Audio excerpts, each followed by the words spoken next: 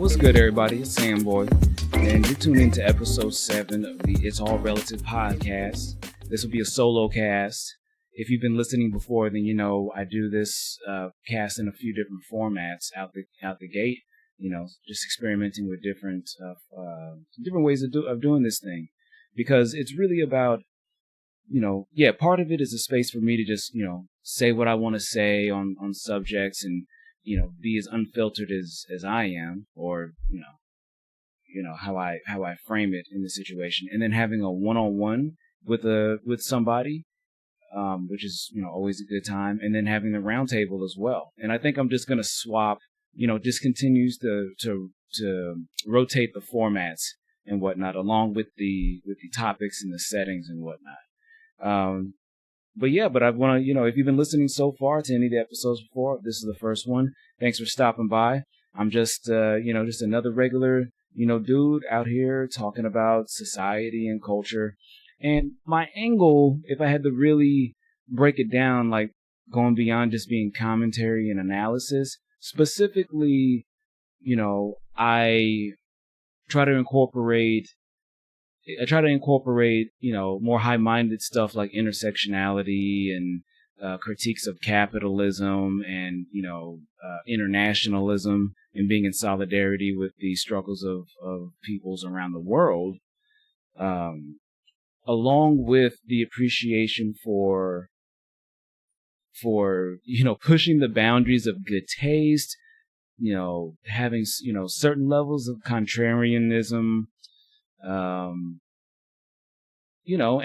then quote unquote edginess or saying some things that may seem off color. To me, there always needs to be space for that, and the freedom that gives you the autonomy to do good things goes hand in hand with the ability to do bad things. And if you don't think that you do bad things or that there aren't negative consequences to your life or your lifestyle and the way that you engage with people, I don't think you're gonna have a good time, listening to this stuff. Is like, because I'm not just critical of my external environment.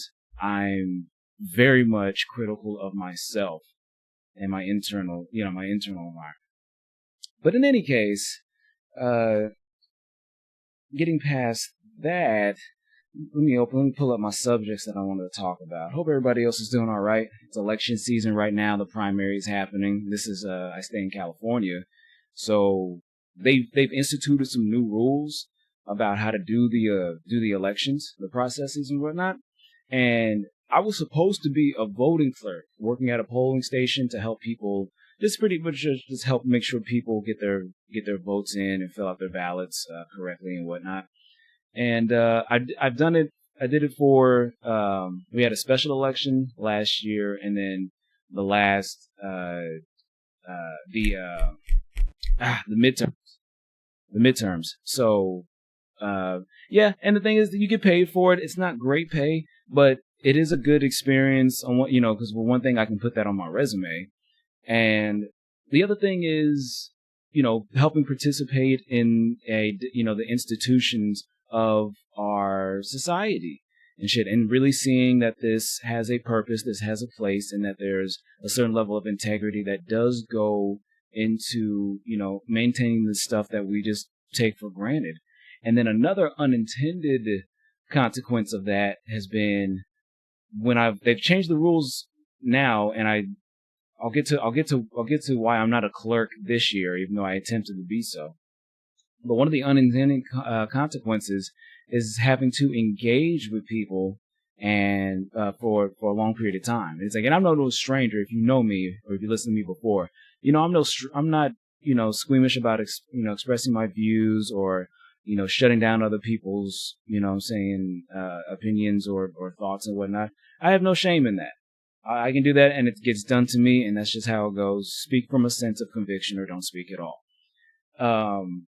But it's like the last time that I did this, I was having some very contentious conversations with some older right-leaning men, and it's like there were plenty of times, and early on, if you don't know, it's like to work as a poll worker and everything, or the poll clerk, you have to be there from 6 a.m. till 9 p.m. So it's a long time, and you just work with a handful of people, and you're just helping facilitate, probably most likely hundreds of votes, depending on, how busy your particular center is. But in any case, I, was having this very contentious conversation with some, during our downtime and whatnot, and it was actually really refreshing because obviously it's like, I'm not just going to sit here and just start screaming on this person or just start throwing a fit and whatnot. That's not productive. And I don't want there to be any negative repercussions for, like, oh, you can't get along with people and to help achieve this greater goal or whatnot, then we won't be calling you back. But it's very enlightening because when you allow people, invite them to just speak freely, and you understand that you're going to hear some things that you'd rather not hear, that you vehemently disagree with. People who disagree with you, a lot of them will still they appreciate that. And any degree of humanity that you see that you can share with another person, that is extremely valuable. Because even somebody that you disagree with, you can find common goals or common interests and whatnot. Or if that person is completely unreasonable and can't be moved, it's also good to be aware of that, so that way you know exactly who and what your enemy is and what degree, of resistance is necessary in order to keep them back. So it was just great having that, because like a lot of people I've not so much retreated. Overall, the trend of the last 10 years of my life or so, or longer than that, has been becoming more extroverted and becoming more sociable and leaning more into that, part. But as far as like getting into those type of interactions face to face, it's so exhausting, and, because the thing is, you're also keeping yourself primed to react to certain things. And it's just like, you cannot go into situations thinking, oh, if I always react the same, then my worldview is justified, or that because I'm always in the right and shit. Like, people will talk about, oh, I'm on the right side of history, you're on the wrong side of history, or shit like that. But it's like, in the moment, y'all are fucking intolerable. And a lot of people who consider themselves leftist or consider themselves, really up on social issues and economic and political justice and whatnot. It's like, a lot of y'all don't want to acknowledge the ways in which you're intolerant, because even when I talk with people, and if we come to the same conclusion and stuff, but from a different path, people will get really upset. But not to get too far down that road, not just yet. But just not keeping yourself primed to just saying, oh, somebody said something I didn't want, or something happened that I didn't want to happen, then because you can't tell me how to feel, or because my feelings are just as valid, then you can't tell me I'm wrong. Let me give you an example. So I went on a date, this was a few years ago, but I went on a date with a woman, black woman, and we had met at a Halloween party, I'm pretty sure. And actually, all right, so yeah, so I was saying I went on a date with this black woman a few years ago that I met at a Halloween party, and she was cool and everything, and we had we went to some plaza or whatever, and had dinner and she was talking, having a good conversation, whatever, and then we park at a little table or whatever and just continue chatting. And it's a busy little plaza, so there's plenty of people walking by, and it's a diverse city and everything, part of town. And some Asian folks were walking by, and they were speaking in some type of East or Southeast Asian language. And if you don't know, they have a term or a word, nigga or niga. It sounds like nigga, but it's kind of like a placeholder word, almost like or it's one of those like really super generic words that you use in between while you're constructing, thinking about the full thought that you're trying to convey or whatnot. And the woman that I was with or whatever, she made a face and seemed really apoplectic and shit about it, just really offended. And it's like I had to, and the Asian folks, they kind of stopped because they seemed a little, nervous, like anticipating what they thought might happen. And I basically had to tell her, like, no, relax. If you, it's like, this is something in their language. It's not something that's directed at you. And, and everything was cool after that. And saying to continue to go on the date or whatever after that. But it was one of those situations where it's like people always talk about, oh, my feelings, because I felt this, you can't invalidate what I feel and shit. It's like, I'm not invalidating what you feel. That would be an appropriate response if that was factually what was going on. But you can't just rely on your feelings to, guide how you react to situations and shit. It's like, it's, because the thing is, if I wasn't there, or if I was a weaker dude, and didn't try to intervene or nothing, then she would have just, I don't know. I don't want to sit here and pretend like, and thinking about what she would or wouldn't have done. But things could have gone differently if I hadn't brought in that extra context. And I feel like, this isn't the first time somebody's brought this up, but that with this whole emotions are just as valid as logic and reasoning and shit. It's a lot of people are foregoing context and not really being able to look at the situation or think about other possibilities. Not all. I'm not even going to say most, people whom may be referred to as social, who care about social justice. I know SJW, social justice warriors, gets thrown around as an insult, but to me, I think that's a great title. It's like, yeah, you are a warrior for social justice. It's like, what, am I supposed to be a warrior that wants to just go across the fucking planet and just go kill, poor strangers whom live under the boot of my government and shit, while I also live under a slightly shinier, more ethical boot in my own homeland? What the fuck? But I just, people just need to be more, people just need to be able to take shit in context, look at the situation each on its own, and not just be so quick to flip out and need to comment on something or, anything like that. Because everything's just turning into a fucking mess. It's been turning into a mess. A lot of people have been discussing, saying similar issues and whatnot, but, there's no roadmap for any of this shit. And, I'm just offering my little piece. Anyway, moving on. Another thing about, let's just stick with dating for a little bit, shall we? I was talking with somebody, with a friend last night of somebody I was dating before. And, it's so cool to be on good terms, with people, even though the particular way that y'all interact has changed.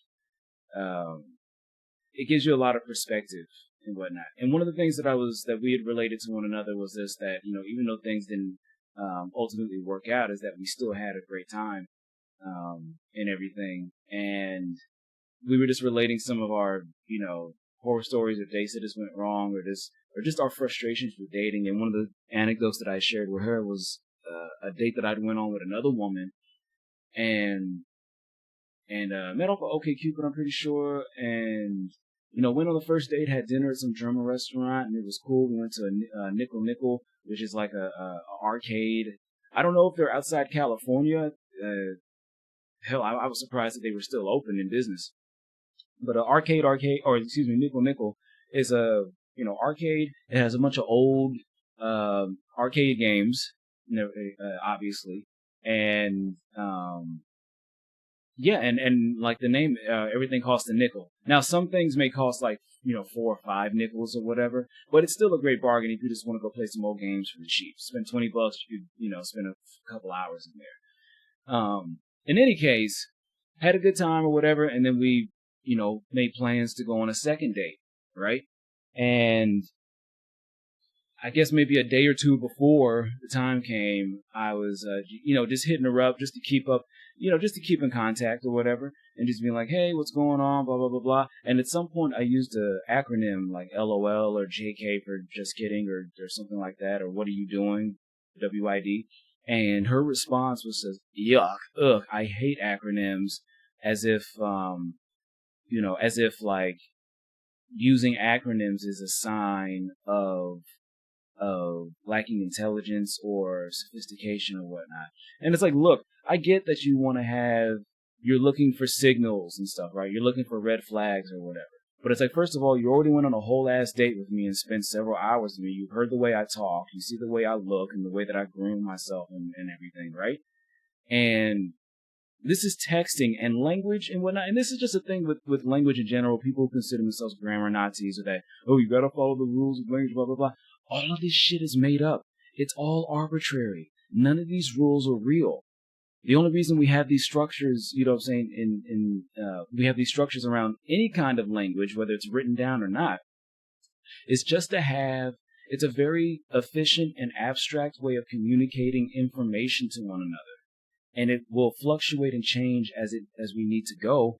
And just like I said, efficiency, the less and less words, the less and less symbols that you can use to convey something, that's very important.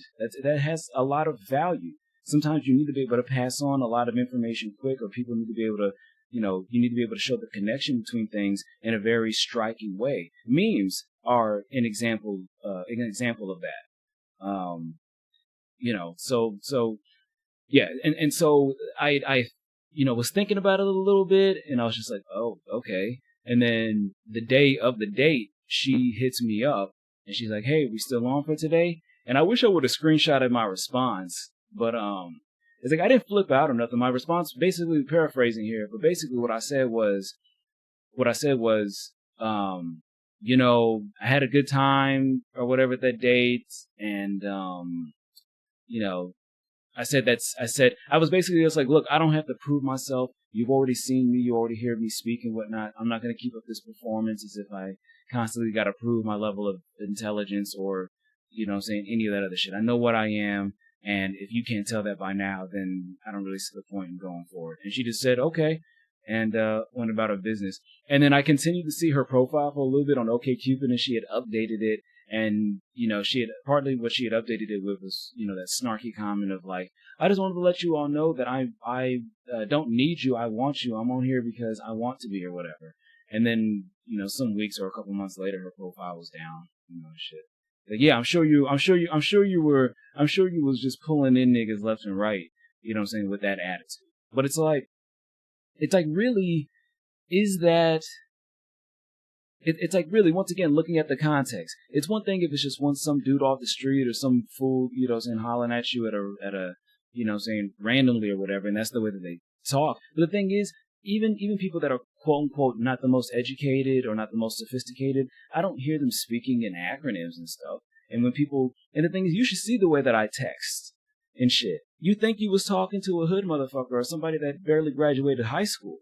You know what I'm saying? Because once again, sometimes you're just trying to communicate stuff in a very effective, striking way, and sometimes that means keeping the shit short and using symbols and using acronyms. And some, women, they just take that to another, or just some people, but as I date women, and so this is the angle that I see, and I don't really hear men complaining about, oh, this chick, her use of language or the way that she texts or writes or, is problematic or whatever the fuck.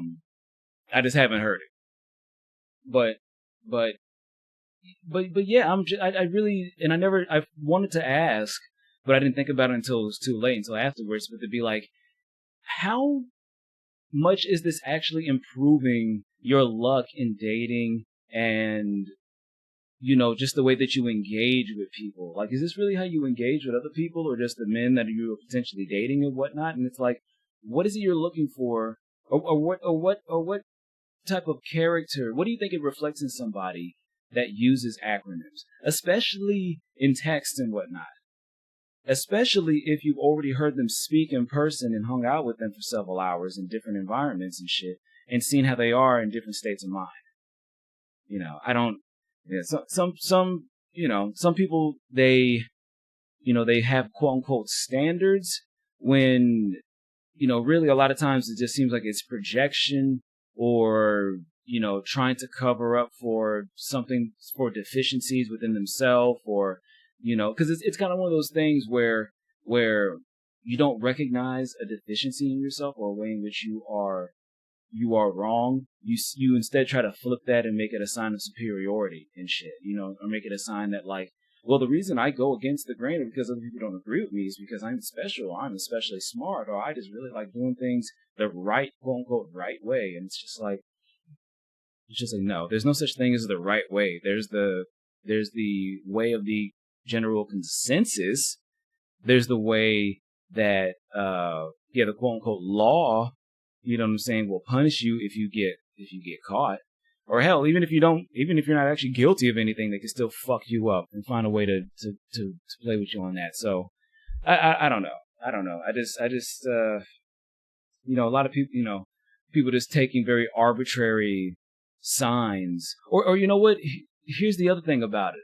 It's that, okay, if somebody like that who says that, oh, I'm a grammar Nazi, if I see spelling errors, that's a blah, blah, blah, blah, blah. It's like, how frequently is it happening that you are, getting tied up with people whom reveal themselves to be, quote unquote, not on your level?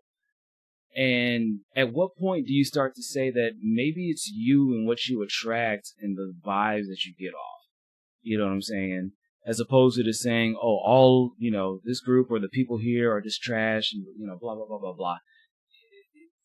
I just think that there's not too much self-reflection in the online dating, scene and whatnot. But yeah, it's interesting. There's been a lot more experiences that I've had in the online dating and just in dating, of course, like anybody. But that'll have to be for another time. I don't want to get too bogged down with that one subject. Yeah. Oh shit! So the thing I forgot to mention about the voting and whatnot this year. So if you don't know, in California we changed the rules and whatnot. 10 days to do voting from February 22nd to March 3rd, the primary day, and it's supposed to be that you can drop your ballots off at any polling location, and then you can look it up, and they've sent out plenty of flyers and whatnot. And then I think that there's a selection. You have 4 or 5 places where you can go to do your vote in person. Otherwise, you can take your ballot or whatever and just drop it off at any center. And I had signed up to be one this year and had booked a class because of a class that we're supposed to take each election, and confirmed it. And it was supposed to happen last week, a few days before the election. And then I called because I just wanted to double check everything, right? And it took, forever to get through to somebody. And then when I finally did, discovered that, oh, you've been removed from the poll, from the roster or whatever, because you didn't confirm a training class. And I was like, no, I did. I even got a confirmation number and whatnot. And then they continued to look further and they said, well, actually, it looks like they removed a lot of people from the rosters because they had to close down a bunch of polling stations. And I didn't really get any much information further from that, but it's like, it's neither conclusion is really good, because it's like, okay, either they fucked up the logistics and the allocation of resources into making sure that they could take on as many poll workers as those that signed up and had confirmed, a class and went through all the rigor and shit like that, right? And then keeping the various voting centers, up, right? And, or this is, or this was purposeful, and this is bungling that's being done by, the elites, because let's not pretend anymore that Bernie Sanders, is looking to be the great hope, for many Americans, across the board.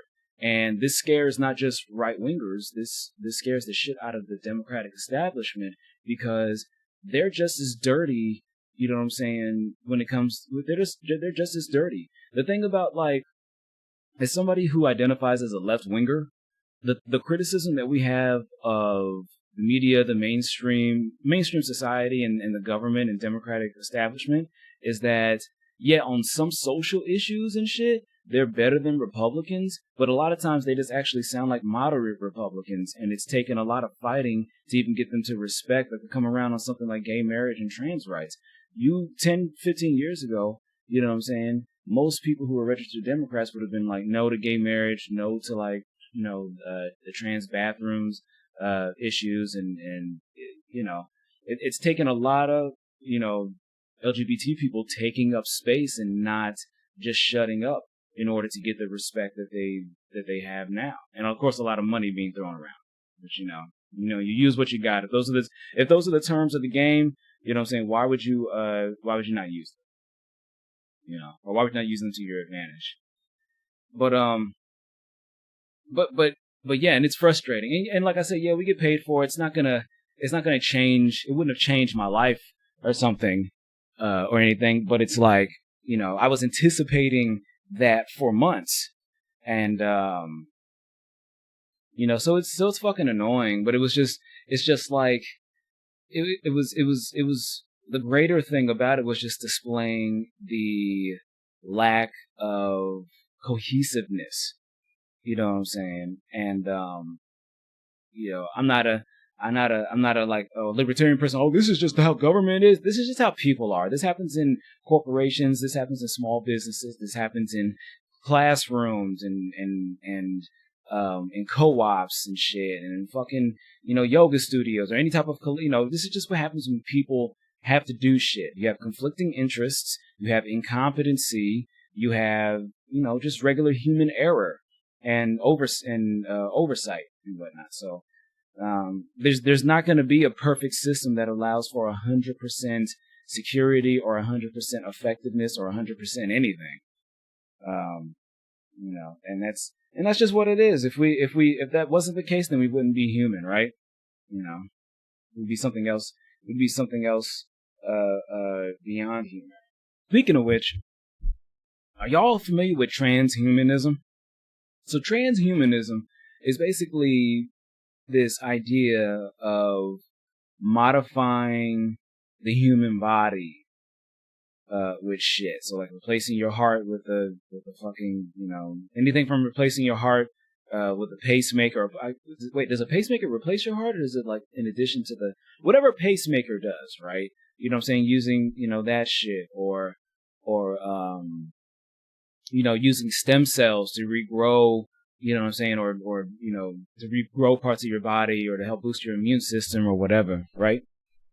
You know, different things like that. It's basically just using technology to, you know what I'm saying, make changes to the human body and whatnot, the human physical form.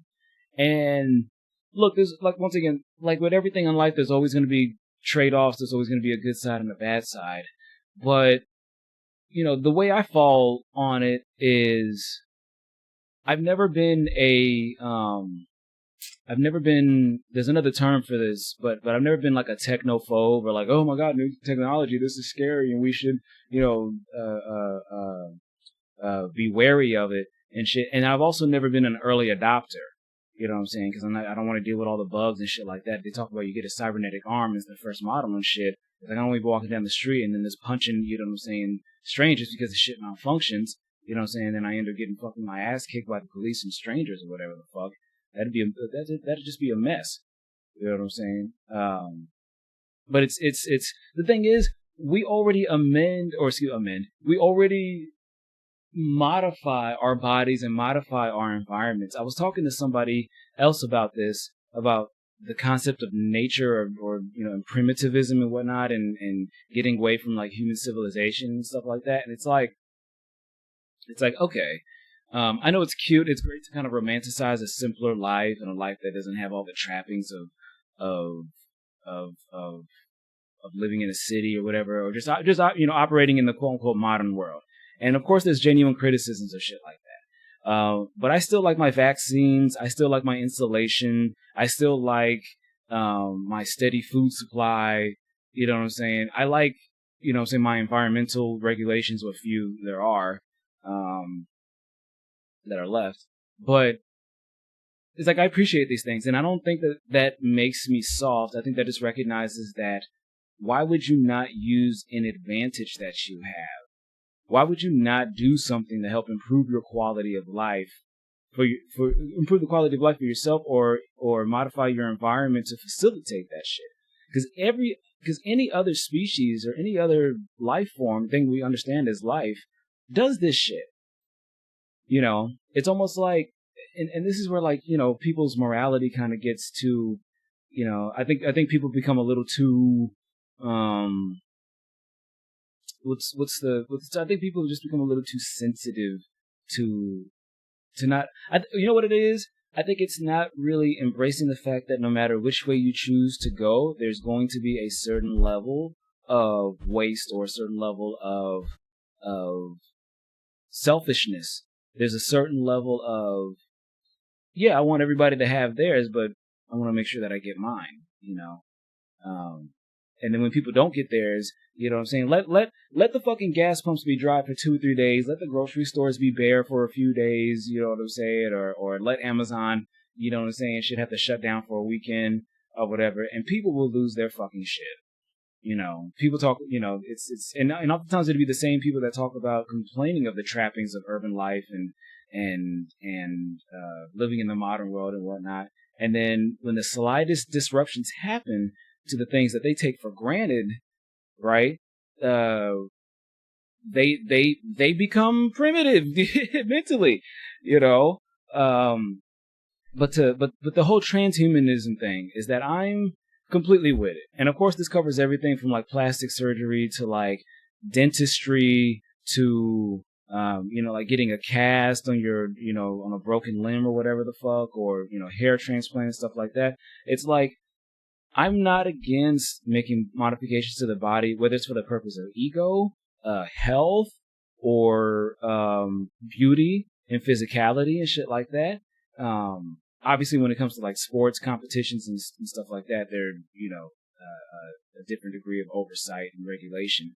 But outside of that, I'm like, why would I give a fuck? It's like people's self-image matters. We treat people differently based on how they look. Don't even bullshit yourself. I do it. You do it. Everybody in the fucking world does it. That can see does it. And if you can't even see somebody, then you judge them by their voice and, you know what I'm saying, tactile signs and all that other good shit, right? That's just what it is. You know, because you naturally are trying to optimize your life. And so that means constantly having to interpret data, because you're always just going to be absorbing data. But you have to find a way of interpreting the data, the information that is coming in a way that helps you facilitate a what you consider to be your normal life, or your kind of stability, you know.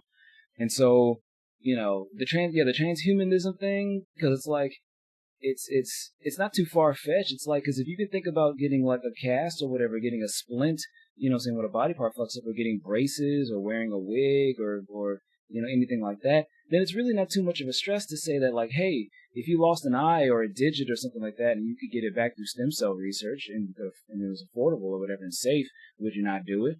You know what I'm saying? Do you not take vaccines? Do you not take any type of medicine for when you get sick? You know what I'm saying? That's a modification. You're modifying your immune system and whatnot to help it deal with this new virus and bacteria, you know, and whatnot. Or even getting plastic surgery for cosmetic reasons, or for you know, like beauty reasons, or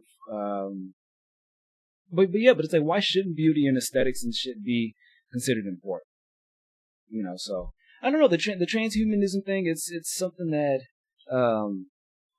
that I never really felt too strongly about, but now that it becomes, the reality of it is becoming more certain, and it's coming up more in certain circles and whatnot. Yeah, that's the way I'm starting to look at it. I'm really starting to lean more into like, yeah, why wouldn't I? Like I would prefer to try to do things as natural as possible and try to have the least amount of like additives and shit like that. Just because to me, it's more so just about adding in the factor of stuff going wrong. It's like something like LASIK. So I wear glasses and shit. I know plenty of people who've gotten LASIK and has a really high rate of success and whatnot, and great doctors all over the world that can do it for you. And I don't know. I still much prefer having my glasses because I don't know. I like the fact that I can take my glasses on and off. I don't feel overburdened by them.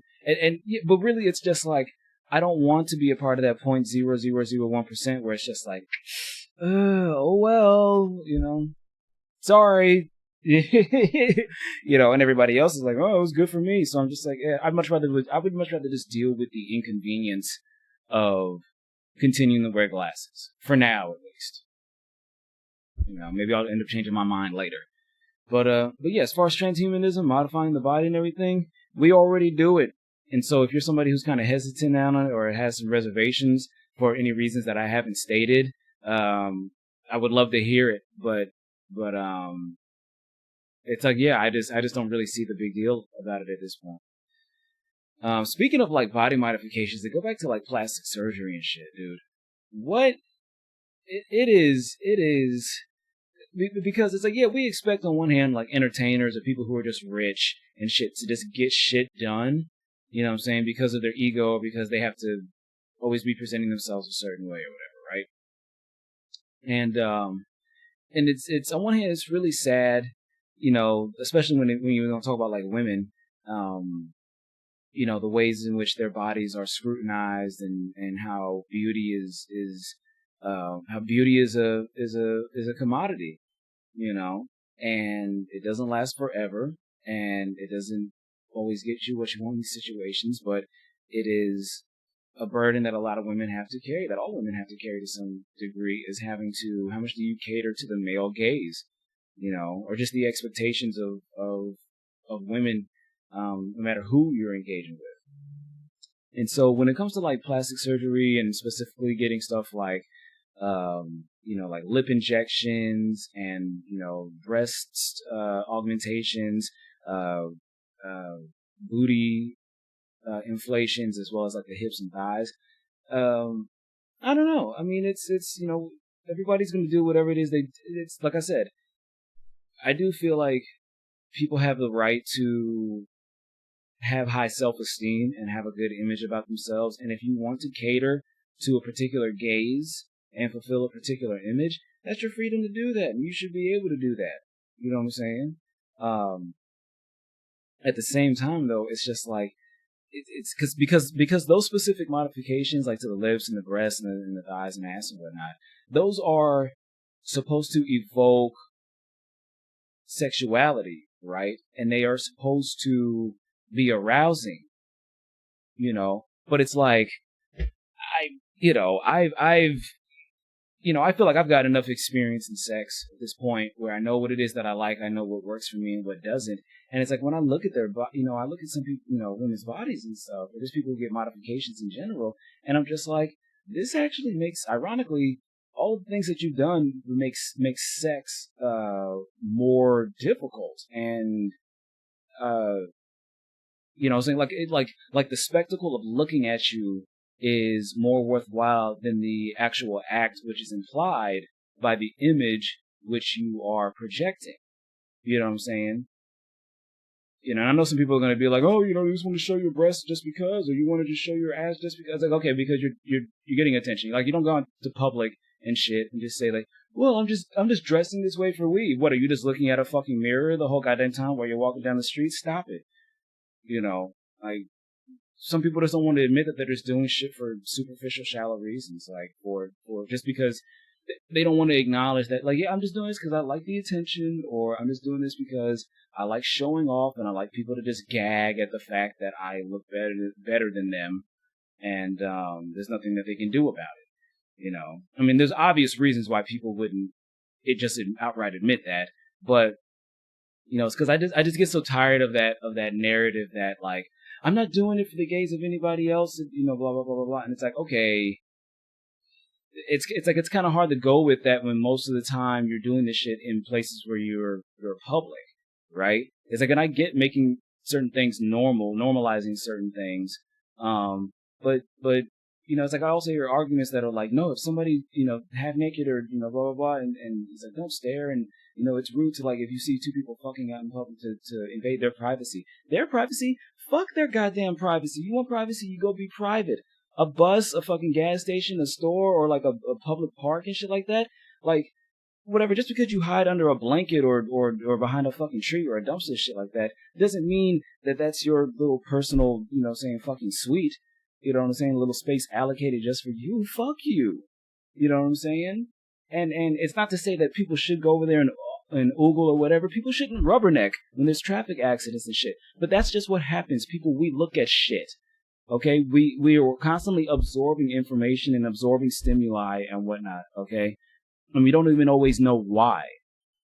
And I just feel like it's kind of dishonest and really naive to just be like, no, I'm not doing this because I want any attention or because I'm trying to elicit a response in other people and shit. It's just like, just say that it's both. It's like, yeah, you want to reflect a side of yourself. That's sending a signal. You know what I'm saying? Or hell, even if you say that you're cutting back on even if you want to say the opposite, that I'm not trying to send a signal, that's also a signal. You know what I'm saying? There's nothing wrong with acknowledging the fact that we are always performing, even when we're not aware of the performance, and that saying that it's a performance doesn't inherently mean good or bad or artificial versus real. It's just a part of language that we use to convey the overall actions and kind of feel, or excuse me, it's a way that we kind of summarize how certain actions and behaviors, reflect in another person or a group and whatnot, and that we get the impression from them based off of a certain performance. And that's just what it is. But getting back to like the sex and plastic surgery and shit like that, because, I mean, not to get too graphic, but it's like, as far as like, as a man having sex with women and whatnot, the biggest factor that I've seen affecting like what will make it a good session and just having a good time for me is the thighs, and really a lot of the thighs and the waist and whatnot, proportions, because it's like at a certain point you need a certain package or whatever in order to to get through all the fucking body of how some people are built. That's just what it is. It's like when I look at certain women's bodies and stuff, whether they have surgery or not, I immediately know, I'm just like, yep, there's not gonna, there's gonna be two positions that I can do, and it's gonna get mundane and boring, and it won't be something that I could really look forward to. And it's like, I know some people maybe be like, oh, that's superficial, that's shallow, or you never know. And it's like, no, how else would I know this but by experience, but by trying different things, and then assessing why things did not pan out the way that I wanted. This is just the nature of reality, and this is just, the nature of my experience and the way things make sense to me and what works for me. There's limits to this shit, and I like to, I don't like just doing one or two positions and shit like that. I like to be able to maneuver and be a little more, athletic and shit. So I just look at this stuff and I'm just like, ironically, this is, it's getting work done and shit that caters more to projecting an image of sexuality and arousing and of sexual arousal. But then the trade-off to it, it's actually making, for me, it makes sex less appealing and less enjoyable, so. But that's just me. Everybody has their own, way of doing things. But, I guess real quick, I'll talk about some books that I'm reading. Just to be on a lighter note. Where are we at? 45 minutes? I'll probably go another 45 or so. I always get nervous when I do before my podcast, because I make a list of shit that I want to talk about.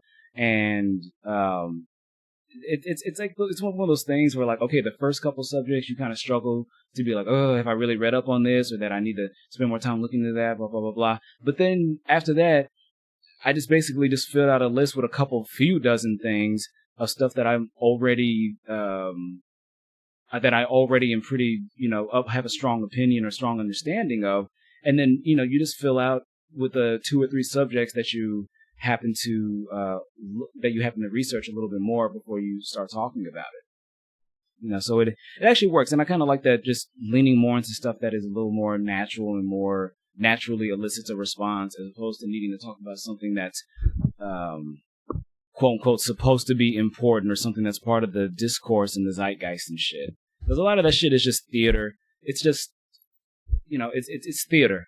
It's just there to keep your attention until the next real plot point, happens, or the real next, major event. And, whatever it serves a purpose, there's people making a living off that. There's information and insights that do come from that. I'm just not interested in it. I'd much rather just get the, quick notes downstream from the people who really fucking watch that shit. Like when it comes to like political debates and political ads and shit like that, like, yeah, those things are important.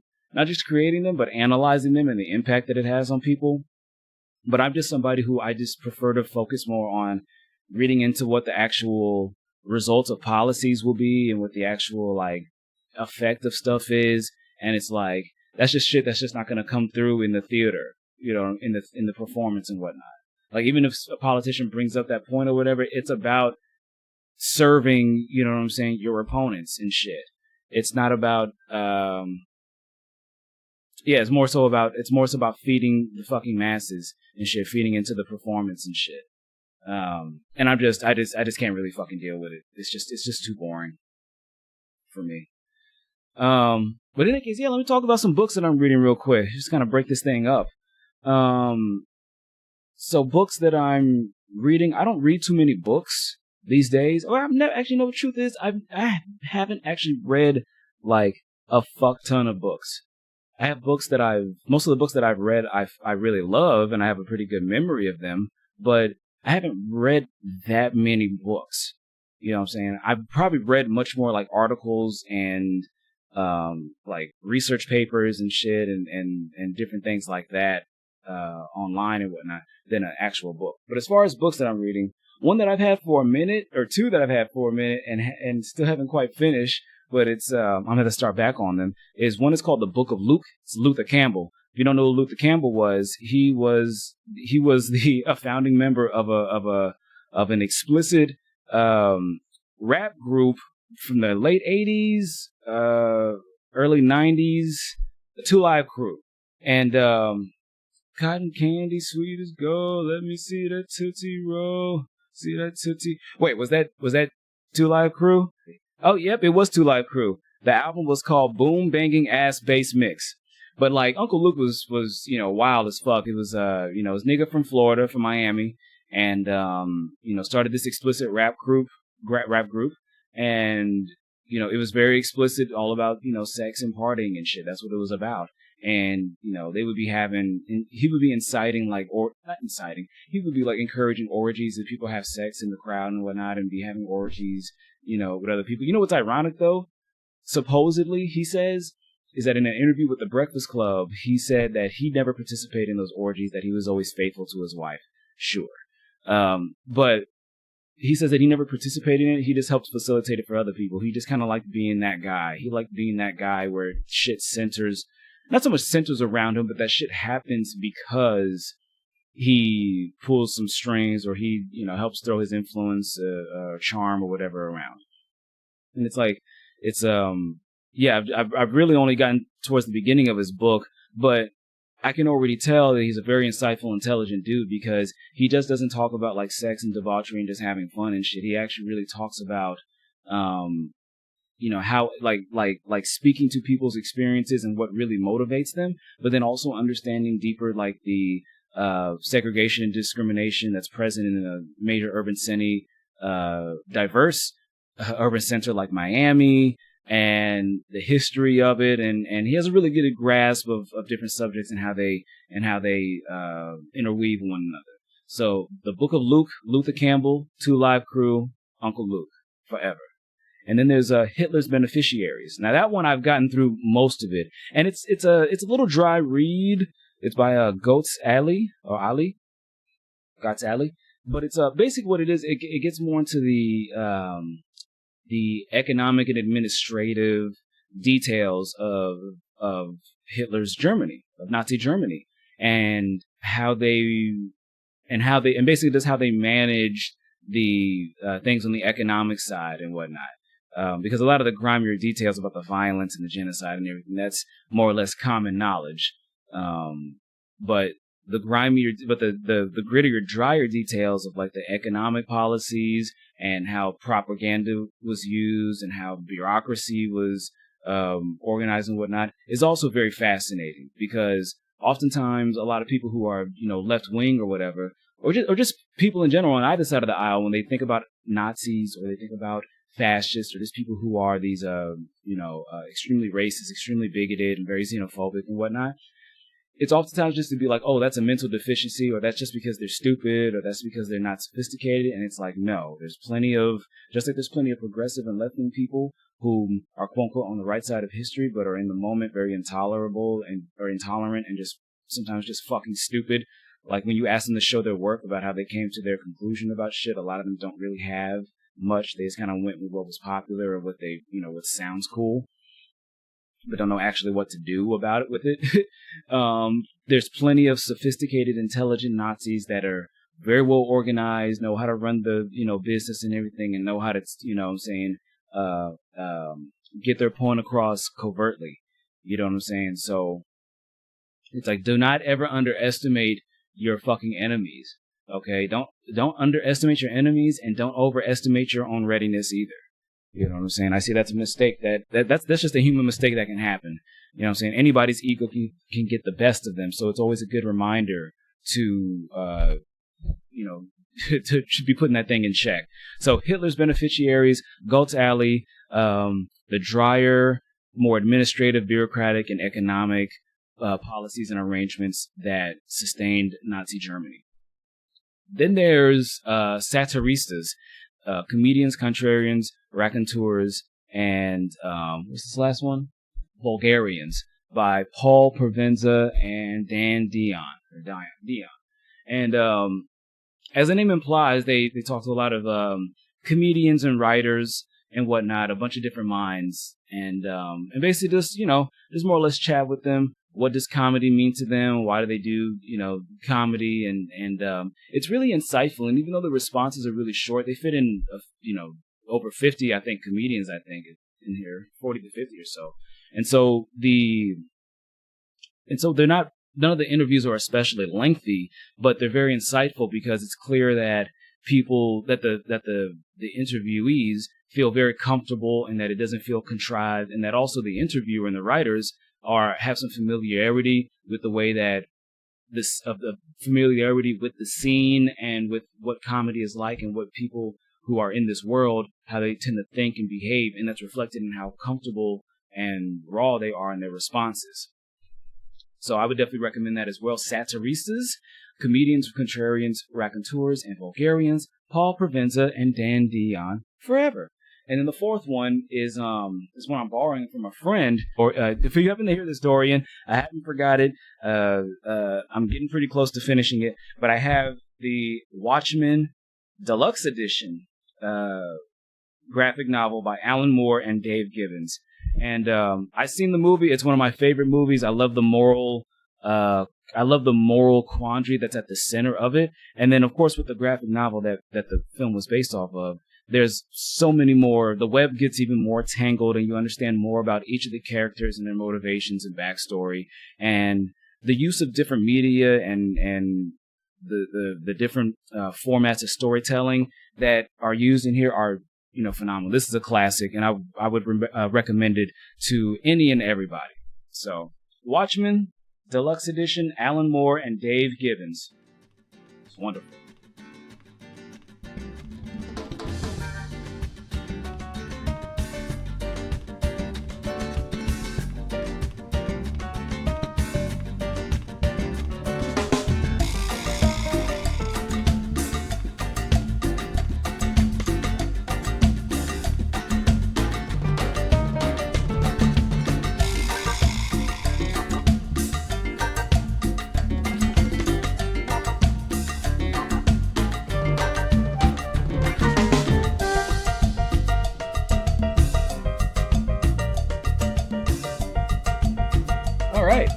Now, okay, so a couple things. So like I mentioned, I'm a left winger or whatever. That's how I see myself. And the way that I tend to put it is, I don't call myself like a specific party or align with a particular leader or whatever. Human beings are imperfect. You will fail yourself. So how can I not expect my leaders or other people to also disappoint me and to disappoint themselves and shit? So it's like I that's why I don't pledge allegiance to any particular group. I say that I'm a left winger, and depending on the issue, depending who I'm talking to, depending on the situation and whatever information is available, I could be seen as being a lefty by an inch. I could be seen as being lefty by a yard or lefty by a mile. You know what I'm saying? It varies. But ultimately, it's like I believe that the livelihood of people and the contentment of everyday people and their access to resources trumps the profit motive.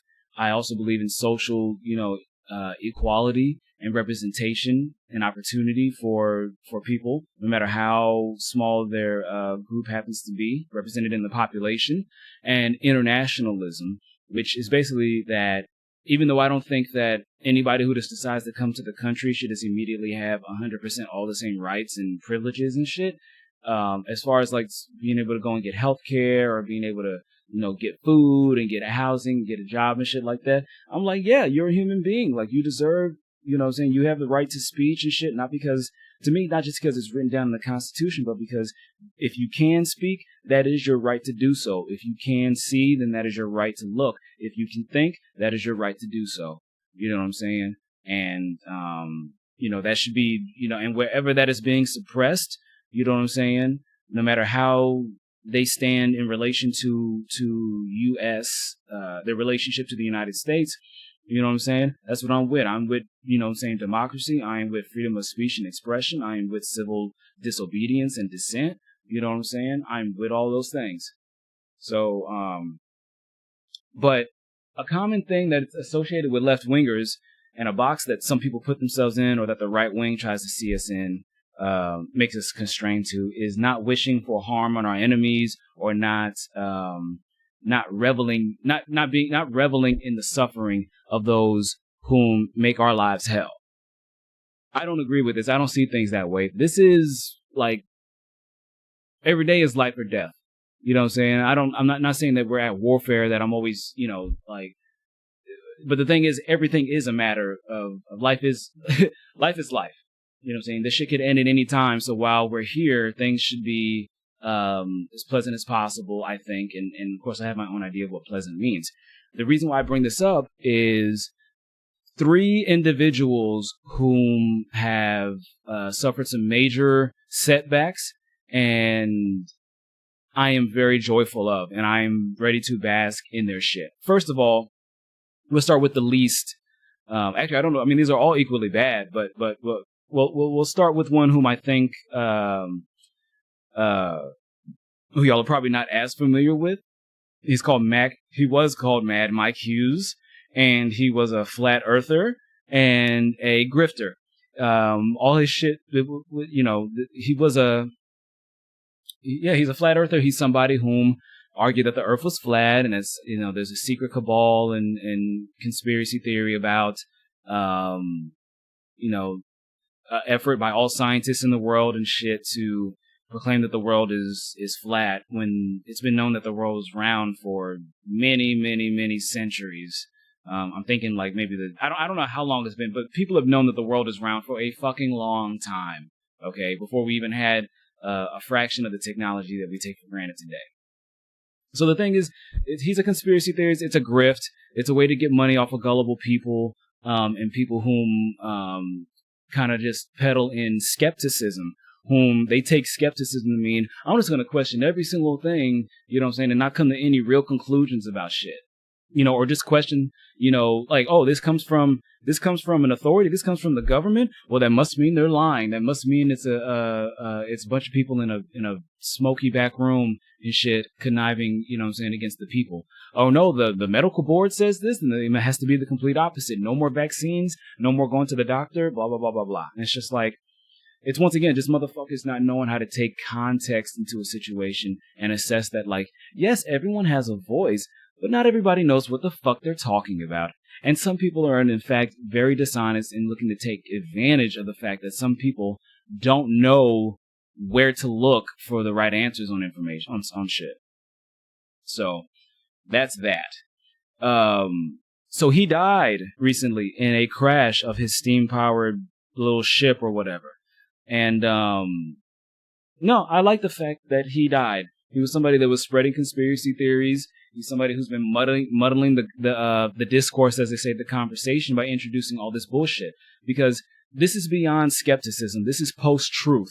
This is, because the thing about a lot of these conspiracy theorists and shit is that a lot of them, they move beyond just flat out making up shit or using really flimsy connections. They, just like you could talk to an actual scientist from MIT or from NASA or something like that, and they can show you all the different, information and use all the different examples to explain why the world is round. The flat earthers have an equal amount of information and sources and people they can interview who will corroborate their side of the story. So post-truth, if you haven't heard the term before, basically just means it's using it's hearing all sides or hearing multiple sides of an argument, but then continues going with the side that agrees with you, in spite of the fact that all of your information or all that you're conveying is easily disprovable. And it's not like people haven't, and something like the earth being flat, I'm sorry, I'm not entertaining that bullshit. I'm just not, it's like either you're a dumb fuck or you are a grifter. In either case, fuck off with you. You know what I'm saying? I don't need your company. I don't want it. I don't think you bring any value at all at any time or place. So he's dead, and the world is better for it, in my opinion. Another one who will soon be dead, but not soon enough, is Rush Limbaugh, who was diagnosed with lung cancer. And then I think Trump gave him a Medal of Freedom or whatever. I don't care. Once again, that's just more theater. I have really no feelings about it. That's what you do. You reward motherfuckers who you think represented your causes or who you think will piss off the opposition and shit. Trump knows what he's doing. But Rush Limbaugh, who's been spewing venom on right-wing radio for decades and is very much influential for not only how our politics are, but how people are so polarized, mainly the right-wingers and shit, because that's who he speaks to, demonizing the left wing, completely making up shit, using insults and demeaning language and stuff. And so he's got lung cancer, and that's one of the most severe forms of cancer, and something that's really, you really don't come back from. Is usually a done deal. So he'll be out of the picture soon, and it couldn't have happened to a nicer guy, And then there's Jordan Peterson, whom, if you don't know Jordan Peterson, he is a psychology professor from Toronto, Canada. And he gained notoriety first by protesting a bill that would add transgender folks to the list of already federally protected identities, such as indigenous folks or women, gay folks, and et cetera, right? And all this was doing was adding them to the same list of protections that was already present in other cities. It was just being finally implemented into, I guess, province or however Canada is divided up and shit. And he goes in there saying that, like, no, it's about making me have to use pronouns, and then if I don't use the proper pronouns, then I'll be fined and I'll be taken to jail. Well, that's fine. I won't pay the fine, and if I go to jail, then I'll go on a hunger strike. And he just made a huge think about this, and demonizing trans folks and making it seem like it's a evil cabal that just wants to control, everybody's thoughts and values and shit, when it's really just about them being recognized as human beings, just with a different set of experience and conditions to deal with. And no, he couldn't accept that because he's a social reactionary. He believes in the status quo. As a matter of fact, one of his quotes, one of his common refrains is about clean your room. Clean your room. Don't think about changing the world. It's not even possible. So just think about changing yourself, which is ironic because while he's saying, no, don't try to change the world, he first gained notoriety by taking this, huge moral stand, for him at least, no, I'm not going to obey this law. I'm not going to, blah, blah, blah, blah, blah, blah. I'm going to push against this shit. It's like, if you didn't, it's hypocrisy. And the thing is, whether this is just from him being yet another grifter or somebody that's trying to monetize his hatred, you know what I'm saying, and his prejudice against this particular group, because he's sold millions of copies of his book, 12 Rules for Life. He's gone on all these different seminars and talks and shit, and all these different interviews with everybody from Joe Rogan to, various major news outlets and whatnot. So this dude, Jordan B. Peterson, has been making a killing off of demonizing trans people, and as he's put it on his own words on Joe Rogan Experience, he said that I monetized the left, or I found a way to profit off of the left, which in and of itself, I'm not saying that that's a bad thing, finding a way to come up, off of your enemies, but recognize what he's doing, and he's not a left winger. Okay, he's a reactionary. Okay, he believes in a strict hierarchy. He believes that, like, he uses the lobster example in comparison to humans, even though that shit doesn't fucking work. It's kind of his mascot. But he and then he dabbles in the type of psychology that he dabbles in relies on archetypes, which is a construct of Carl Jung, who's along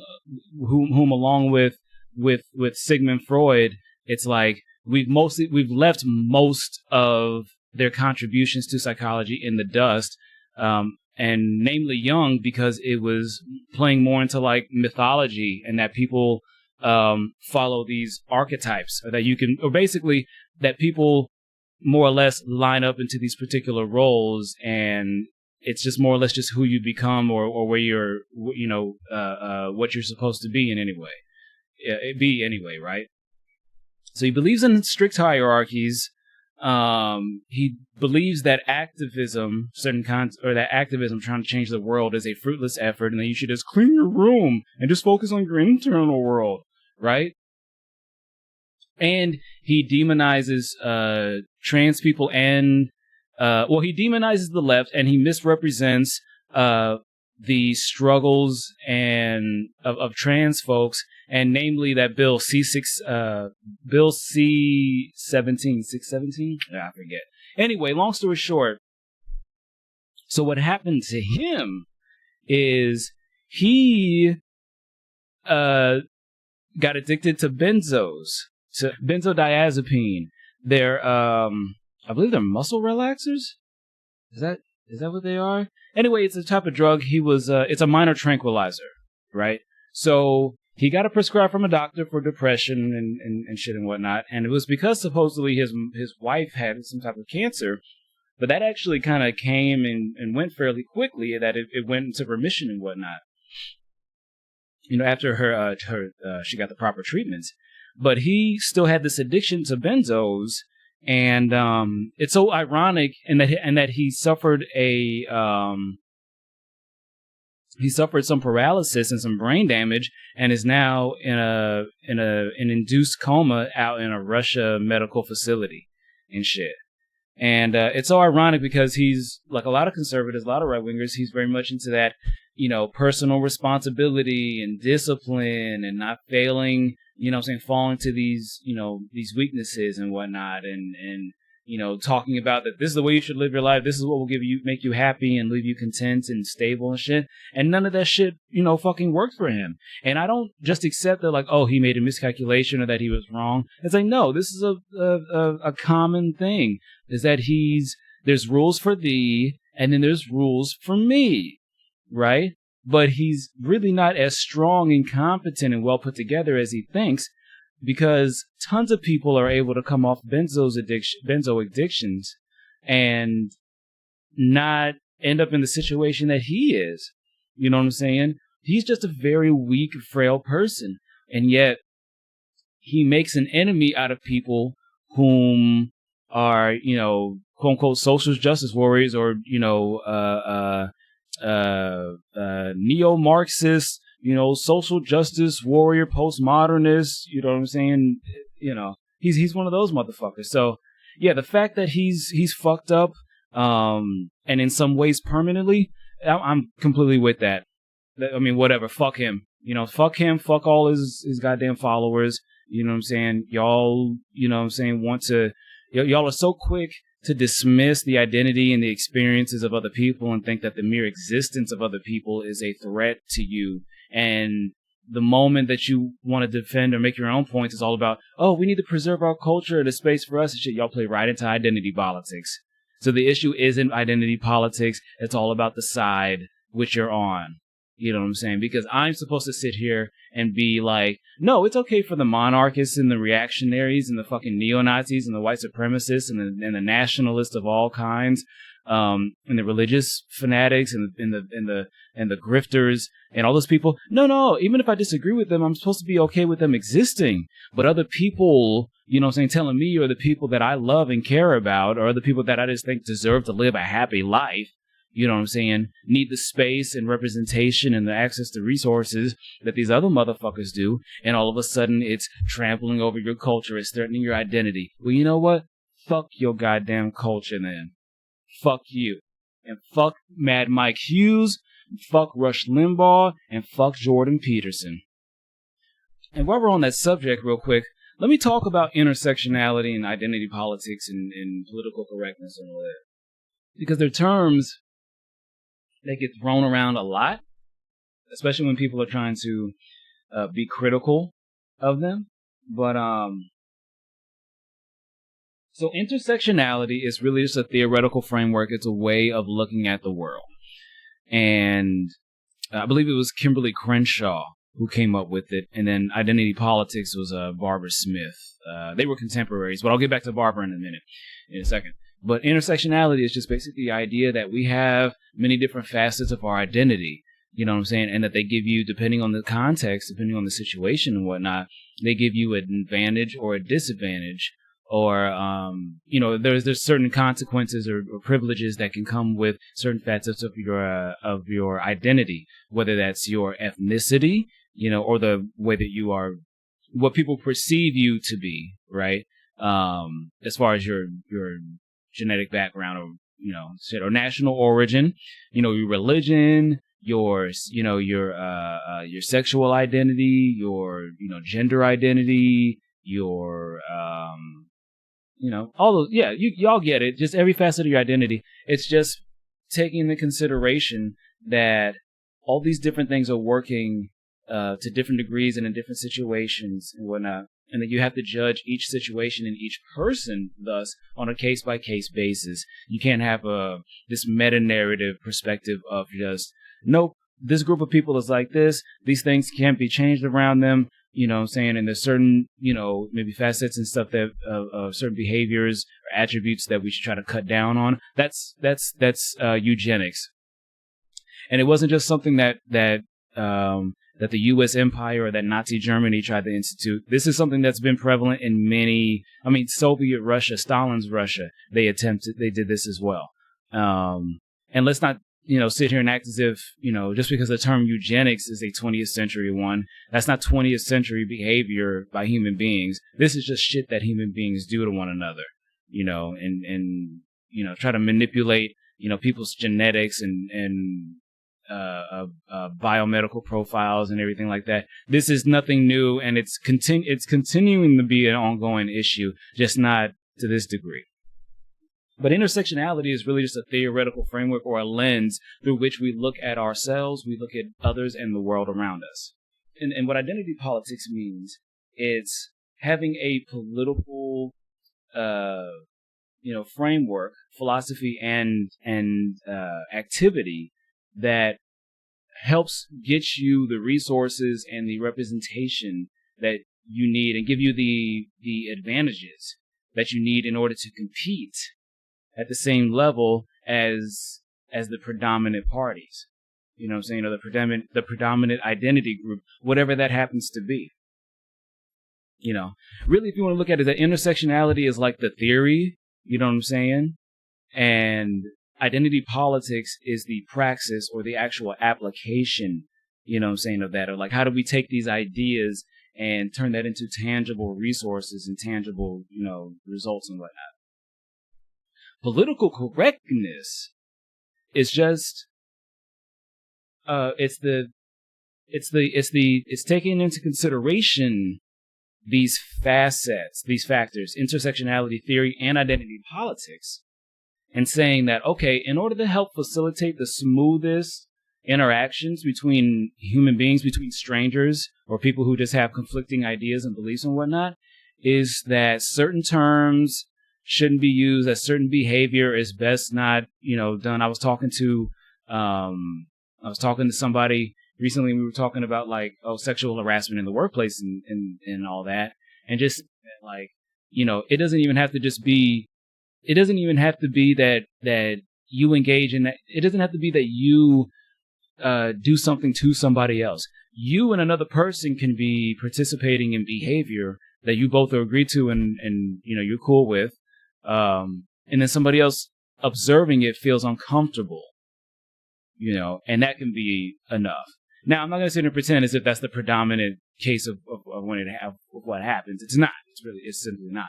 But it is a possibility that somebody else can just be uncomfortable from shit that you're doing or saying, and make some noise about that. And the thing is that I feel it's not that I think that that's wrong. I don't think either party is wrong. I'm saying, in that particular scenario, because that's how people behave. We have that side of us that's just, kind of flippant and dismissive and derogatory, or pushing the boundaries of good taste and social norms or whatever. But then you also have the other side where it's like, look, we got to be able to, help as many different people get along and shit, especially when it comes to like a workplace or something, right? Or just trying to get any serious objective. And it's like, okay, we know that we have differences. We know that we have, saying, we don't agree on certain things, but we have an objective or a space that we're supposed to operate in, and we need to make sure that everything goes as smoothly as possible. And so part of that is is using the practice of political correctness, which is just really being mindful that, maybe it's not the best time to tell this joke. Maybe it's not the best time to, engage in certain behavior. Maybe I should just, keep my head down and just, express myself maybe in this way or to this level or whatnot, but just focus on getting the objective done. But that's what it is. Intersectionality is the theory. Identity politics is the practical application of it for political power, using of identity. How do you prioritize?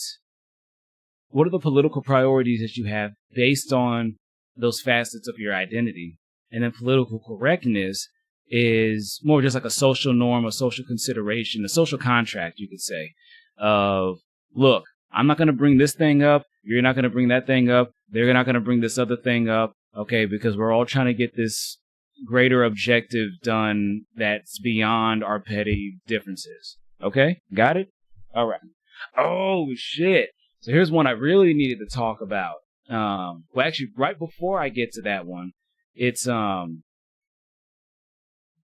Boy Scouts filing for bankruptcy. So I was in the Boy Scouts for a very short amount of time. I have some other friends. They were Boy Scouts and shit. And it was cool. I had a good time. Had some memorable experiences and whatnot, all positive. And during that time, I hadn't heard of any abuse cases and shit like that, right? I never had that impression of it. But the Boy Scouts have had to file for bankruptcy because for decades they've let thousands, I believe over 12,000 at this point, boys and shit that we know of be molested and abused sexually and whatnot. And I guess because of I don't know, I guess that's part of the settlement that they've reached with the lawsuits and whatnot. But yeah, it's disgusting. I mean, it's much like the church, or really just any institution where people, can close ranks and make it very insular. You know what I'm saying? Like Boy Scouts, it's a very gendered space or organization and shit. It's because they have the Girl Scouts or the what the fuck are they called? I forget what the other name they have for the Girl Scouts, but maybe they're just Girl Scouts now. Maybe they don't use the other name. Buttercups or some shit? Daisy Cutters? I don't know. Maybe little, I don't know. But, in any case, yeah, I mean, it's, even though it's appalling, but at the same time, it's not surprising because this is what people do, when they have an insular community and are able to close ranks around themselves and able to avoid the scrutiny of outside forces and whatnot, or outside, just ignore the influence of outsiders. And, yeah, it's so fucking sad. And so now it just makes me reflect on the men the people who I knew we were boys then, but we're men now, you know what I'm saying? Wondering about what their experiences were like. Cause I mean, I'm sure I don't know if it's in the millions or tens of millions, maybe it's just hundreds of thousands of Boy Scouts in the country and shit. So, you know, it's just fucking nuts, man.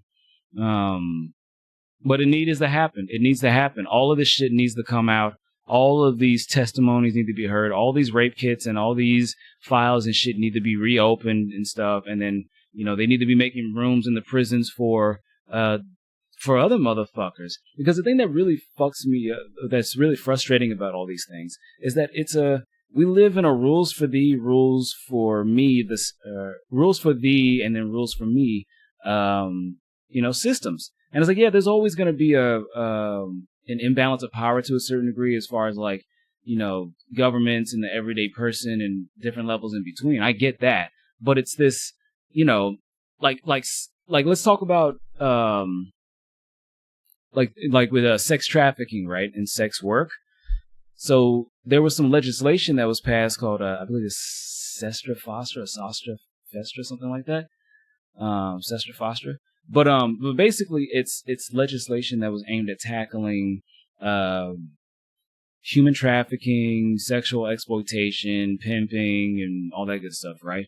But then they also added in, they considered sex work, voluntary sex work, in the same light, and it's bullshit because you can't treat them like they're the same. There are people who engage in sex work voluntarily, and they should be able to do that. You are an adult.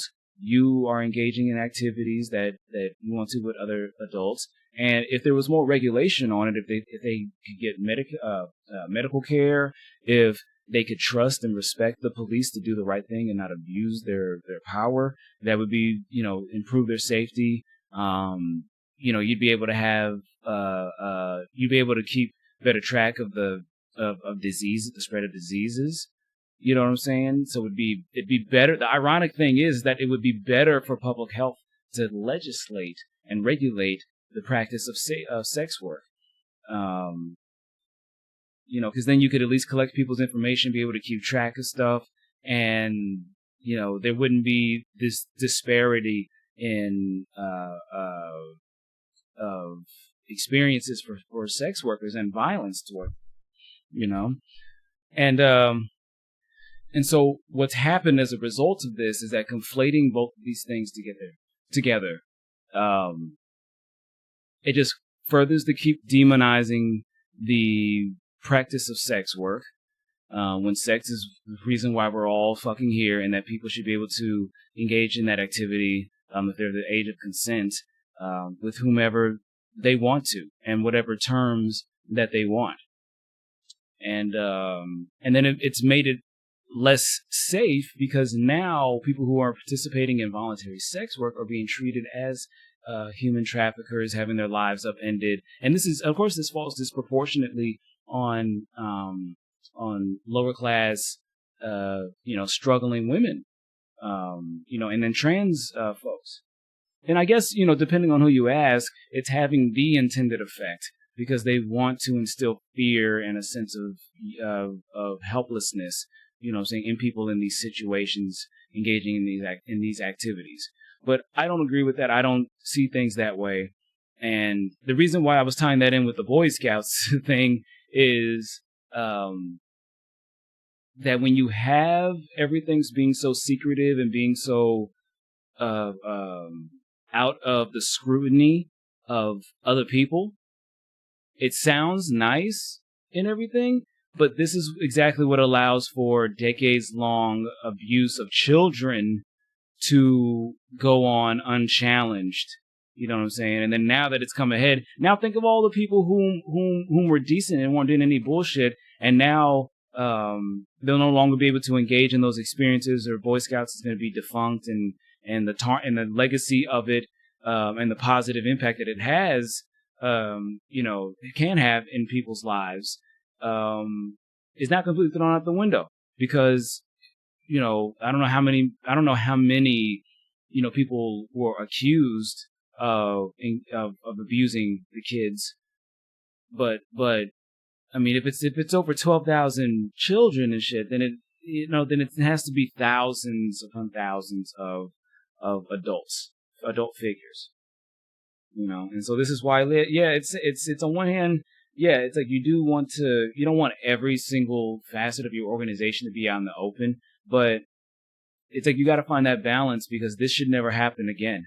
This can't happen. You know what I'm saying? And but what we see is that it's prevalent in almost every industry and every space, that once people oftentimes that there are always going to be a certain number of people whom, when they have power or advantage over somebody, they're going to use it simply because they can, and or just because they're selfish and they only think about their satisfaction at the expense of others, and your life doesn't matter to them. Your contentment and your stability is of no concern to them, So that's that. And then now I guess this will be the last thing. I'll keep this one a little shorter, just because I'm really fucking high. I've been trying out this new, two things. We'll talk about two things. We'll talk about right now reflections on drug use. So like I was just saying, I'm high right now. I just got this new strain of flower from this shop up the street from me. It's I guess it's 2-to-1 ratio CBD to THC flower, and I've tried different CBD edibles and whatnot. Sometimes some of them work, some of them don't. I found a couple that really are consistent and that I really like, and then this is the first time I've had like flower that is like predominantly CBD, let alone 2-to-1. And it's like, I definitely noticed that, like, I don't get the same buzz and kind of haziness that I get from THC, because it's lower dosage, excuse me. But then the CBD actually keeps me more relaxed and content within that shit, because oftentimes it's like, you get, if you're just smoking really good bud or whatever, good high THC count or dosage, then, you can get in a haze. Sometimes you can be overstimulated. Sometimes you can be in a fog. But this, it's like, I'm still coherent, and able to string, my thoughts together I'm still able to string my thoughts together. Well, for the most part, I've been able to string together my thoughts in a very structured way, and move from things with a certain sense of fluidity.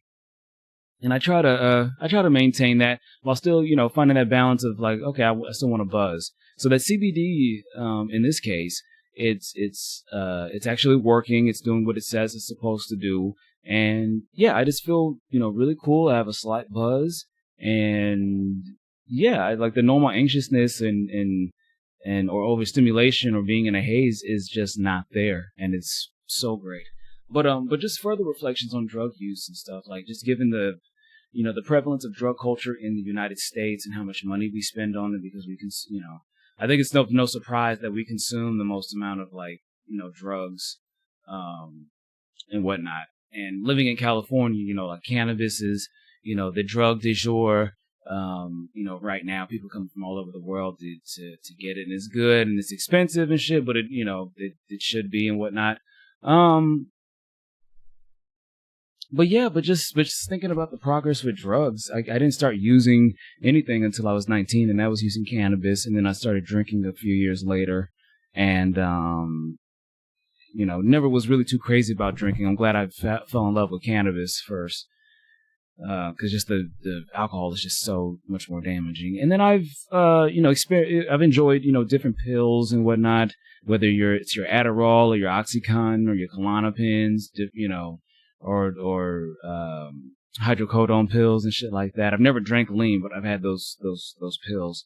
And it is so easy to get addicted to those shits. It just feels so good.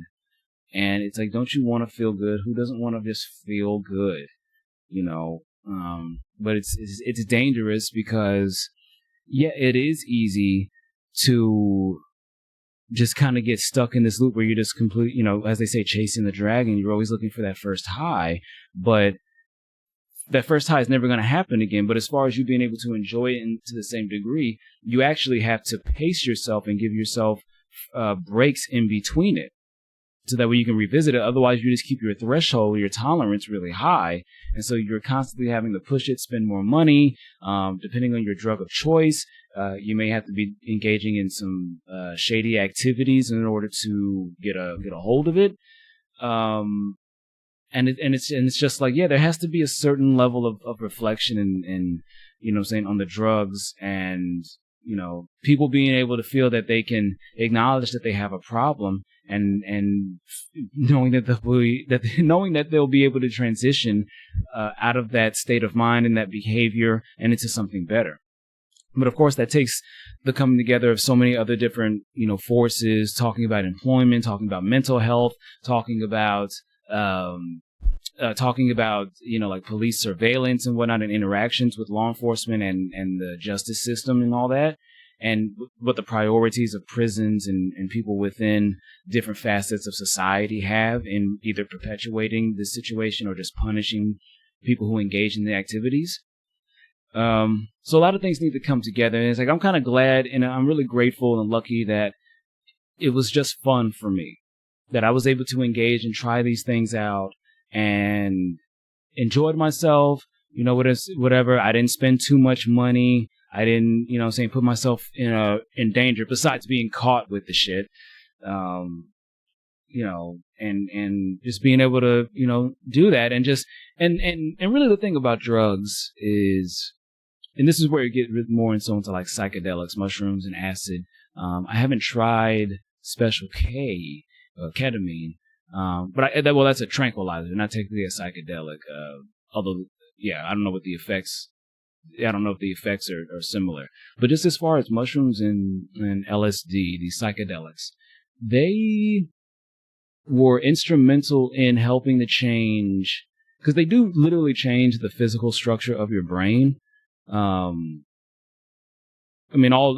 all drugs do that, but the way in which like Special K and psychedelics do is that they have a very positive effect. They would help people get over addictions to other drugs. As a matter of fact, they help people deal with PTSD. They help people deal, obviously with physical pain and distress and discomfort and whatnot, right?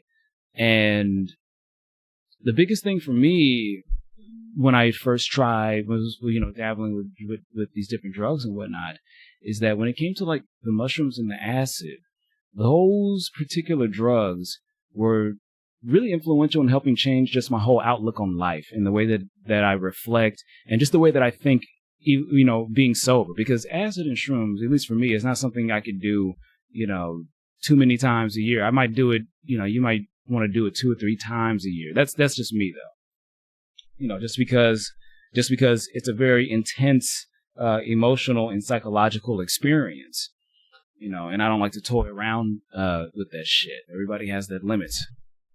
And, they help me reflect on death. They help me reflect on my ego and what my place is in the universe and within the various circles in which I navigate in. Makes you, really reflect on what is it that you're doing out of conditioning or out of, just because you've done it 1,000 times before, and what is it you're doing because you want to be doing it, and what are some things that you want to be doing but you haven't yet, and why, and just really, helping you come to grips with who and what you are, why you've done the things that you've done, and what it's really going to take in order to take things to the next level, And I'm not somebody who's going to be out there telling you, yeah, you have to go and try drugs. You have to do this, blah, blah, blah. I hate those motherfuckers. All I'm saying is that if you know me and you want to try some drugs or whatever, I would hope that you feel comfortable enough in being able to come to me and ask me or letting me know. You know what I'm saying? Just because I feel like I have a good amount of experience. I feel like I have a good amount of self-restraint, and I've seen it go wrong. You know what I'm saying? Which is yes, even though I can enjoy myself, you know, with some cannabis and alcohol and a little bit of alcohol, I barely drink anymore. It's mostly just weed these days. But you know, it's a balancing act, and there are a lot of people that even when it comes to weed, cannabis, and alcohol, you know what I'm saying, very quickly go over the edge, or just constantly keeping such a high threshold, such a high tolerance that they don't realize that they've, or maybe they do, or yeah, they don't realize that they've made themselves kind of, you know, in a way dependent, you know what I'm saying, on this drug, just because it doesn't have the same consequences as opiates or alcohol, or that if it doesn't have the same effect as, like, you know, speed or opiates or muscle relaxers, then it's not doing, you know, some type of harm. It's like, no, it's not doing that level of harm, not that degree of harm, but you being in, you know, it does affect your state of mind. You know what I'm saying? It does affect your mood. It affects your appetite. It affects your sleeping patterns and whatnot. You know, if you have to go without it, you know, and you can feel very stressed and anxious. You know, you're not going to overdose. You're not going to die if you quit cold turkey. But there's still so many people who I see who they're just constantly in a haze, or they're just overstimulated. You know what I'm saying? And it's just like, sometimes you just got to deal with reality. I know it fucking sucks. And I know I sound like a Republican right now. You know, it just takes personal responsibility and stuff. It's like, but no, but there's a balancing act to all this shit. And it's not looking down on anyone to say that, hey, maybe what you just need to do is just step away from the drugs for a little bit, find some other activities to put your energy and your time and your mental space into. Give yourself new definition. You know what I'm saying? Give yourself new objectives besides just getting high, you know? And this is for somebody, if you see that, you know, you use drugs, some type of drug on a regular basis, and you believe that because of the effect on your body or your mental and emotional state, that it is a negative influence, and you want to change, So, you know, that's what it is. You have to put more energy and focus into something else, because you have to reprogram your mind into finding pleasure from other activities or other stimuli, you know. But if but also, you know, there's that capacity for you to be able to confront things like death acceptance, like being able to confront how the world actually works, how human beings actually function, how you function, you know, and the thing is, allowing for yourself to basically a lot of the boundaries and shit that you put up, a lot of the walls that come up, you'll be able to recognize them more so when you're sober. You know, it's like you'll be high and shit in space and shit, and you think like, wow, I didn't realize that I was looking at things this way, or I didn't realize that this is something that's been more so of a pressure from outside forces as opposed to something I really want to do, and that the thought of having to go back and do it all of a sudden now induces a lot of anxiety or distress. And that's very real, and that's a very valuable experience, and it could go wrong. You could have a bad trip. You could take a bad, you know, the substance couldn't be manufactured or developed properly. So there's always a risk, but I see what the rewards could be, and they've been very beneficial for me. And not just, you know, being like, oh yeah, I got so fucked up, I got so high, I was, you know, whatever, I was peaking, blah, blah, blah. That's okay, whatever. That's surface level. Okay, it's like, yeah, of course that's going to happen. That's actually just a sign that you got a good batch and that you probably aren't going to die, hopefully. All right, now we get to the last subject. And yeah, I love this list I have almost 30 subjects that I was going to talk about, but I'm glad that I've kind of just really stuck to like the 6 or 7, or just especially for the solo cast. Because sometimes, you know, I'm clearly just it's like sometimes even though you go through stuff in your head and you think about it for days or even weeks, when it comes time to actually, say it out loud, you may realize that certain points aren't as cohesive as you anticipated they'd be. So it's like on the cuff, you have to find a different way of expressing ideas and communicating information. And, for me, it's just fun. To me, this is sport. You know what I'm saying?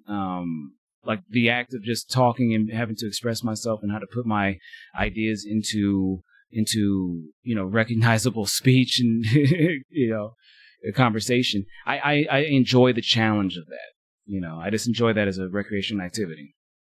But there were some memes, or not memes, but there was a thread going around on Twitter that was basically the immigrants built this country conversation. And basically, I believe the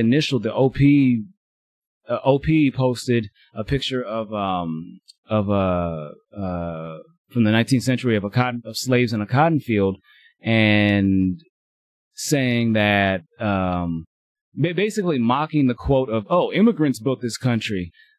Basically implying that when people say immigrants built this country, it's the erasure of African and black slavery as a foundation of U.S. economic success, and thus the world industry that sprung as a result of it.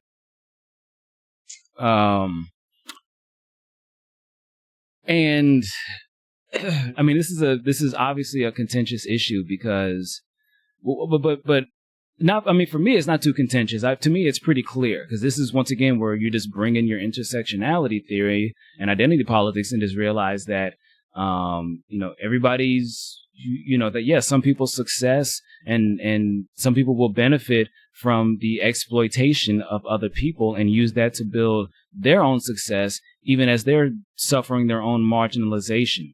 You know what I'm saying? And I think that it's because these issues have so much gravity, have so much weight and value and so much consequence that, it's that people on one hand, they try not to erase the experiences of other people, but they oftentimes end up doing that because they just want to put so much emphasis on, no, ours was the most important. Ours was the most important. It's like, look, this isn't a competition. Yes, there's different levels to this shit of what people experience and how much they're being held back in different respects and whatnot. But the fact of the matter is that we are all suffering and we need to be able to keep that vantage point. It's like what is so wrong about saying that depending on the person saying immigrants built this country could be erasing African and black slavery, or it could just be trying to counteract the xenophobia and bigotry that is aimed at immigrants, no matter their background. But it's but the thing is, I looked in the thread and there was only one person who really kind of made that point, the salient point. Everybody else was pretty much just trying to defend why one quote or the other was trying to erase the identity and experiences of the other group. And like I said, this is where intersectionality comes in, because it's like so many people are very well read on their particular issues and the nuances of their particular subculture and identity. And then when it comes to anybody else who's slightly different, slightly outside their shit, it's like all that nuance and all that, special considerations and empathy and whatnot just go out the window, because, people who, quote unquote, are still on the right side of history and everything still get very tribal and still, rely on certain identity markers as opposed to the quality of the arguments or the quality of the context of the situation of the person speaking. I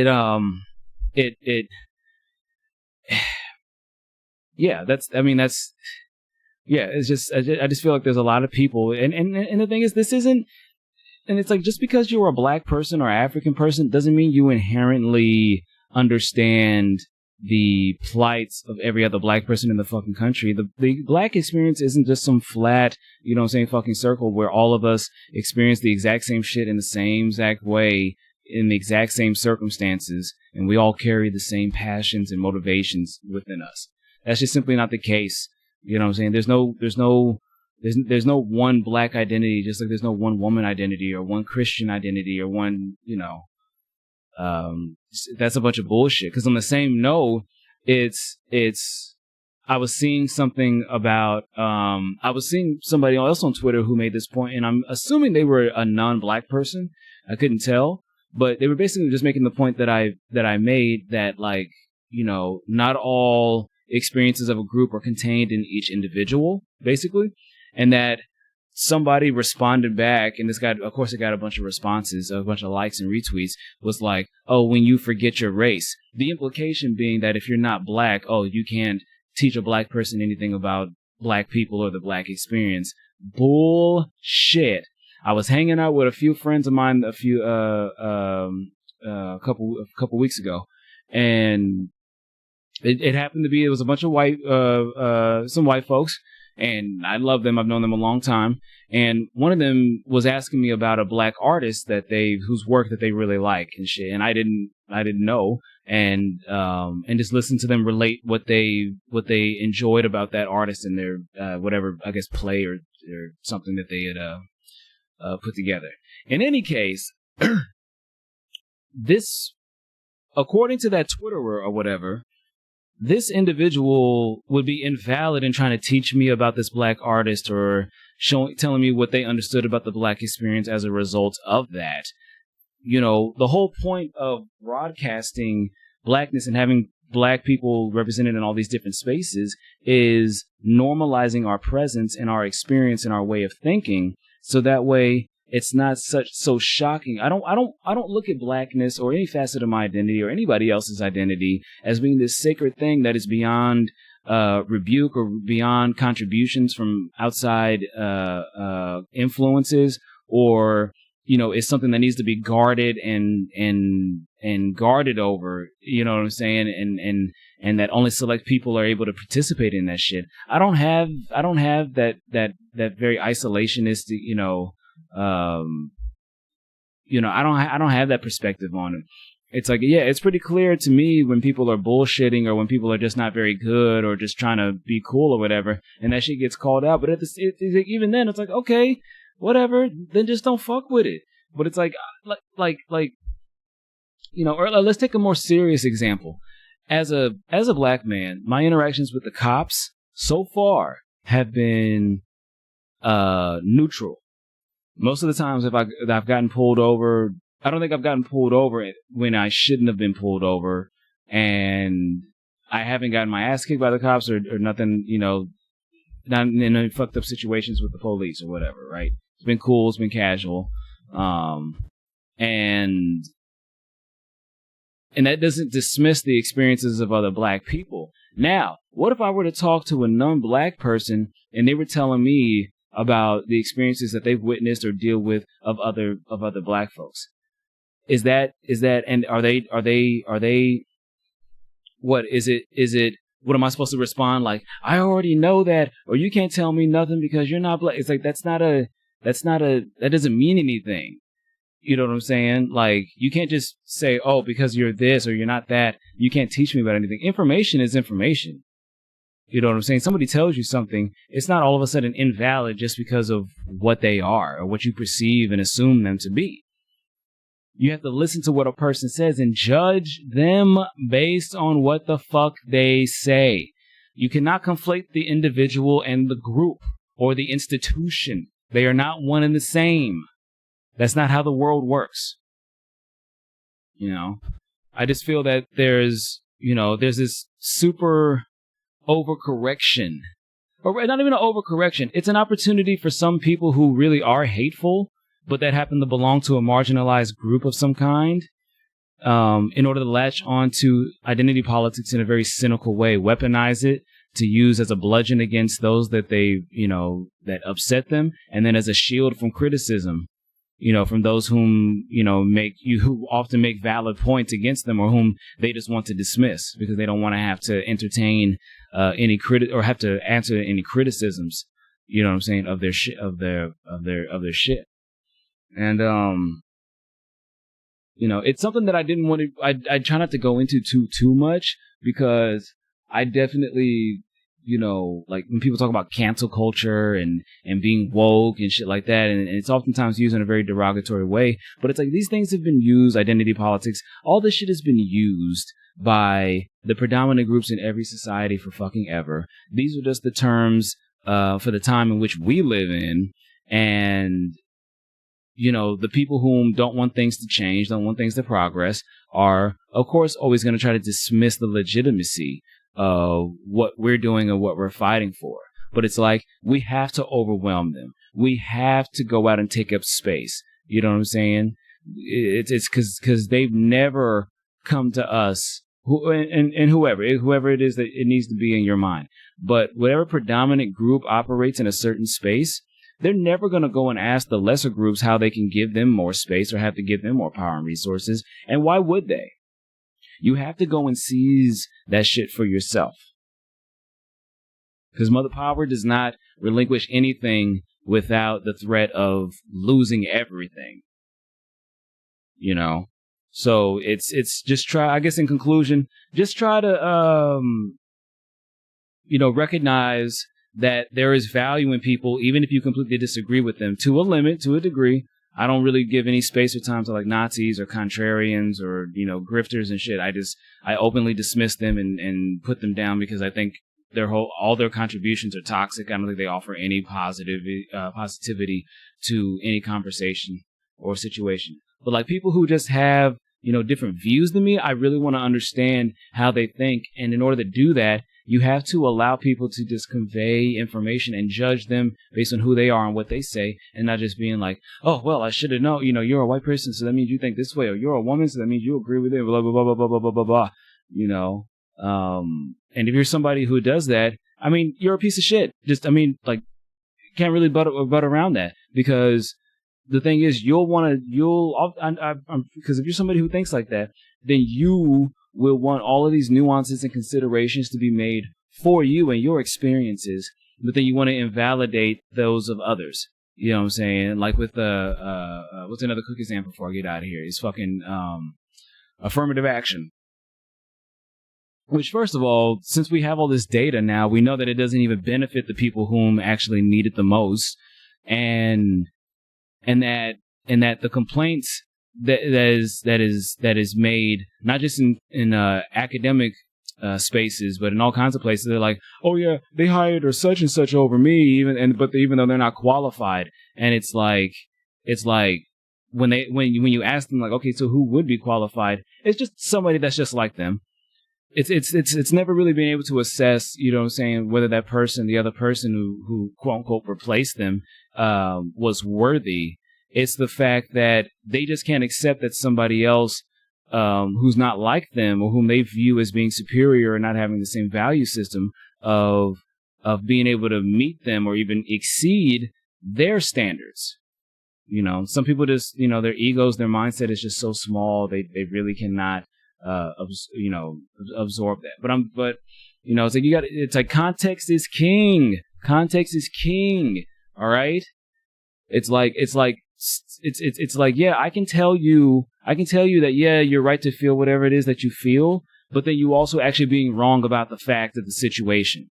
All right. And that the way you feel is being influenced by shit that doesn't just have to do with this situation, and that it doesn't have the gravity in which you're trying to apply it. The way that you feel is not a reflection of reality or the seriousness of the situation, because you're not the only one who decides, you're not the only one you're not the only one who gets to decide on that issue. So yes, you feel the way that you feel, but you know what? That doesn't necessarily mean that you're in the right. Just because you're on quote unquote the right side of history, or you at least tell yourself that, in the moment, in the moment you are intolerant and as short-sighted as the people whom you oppose.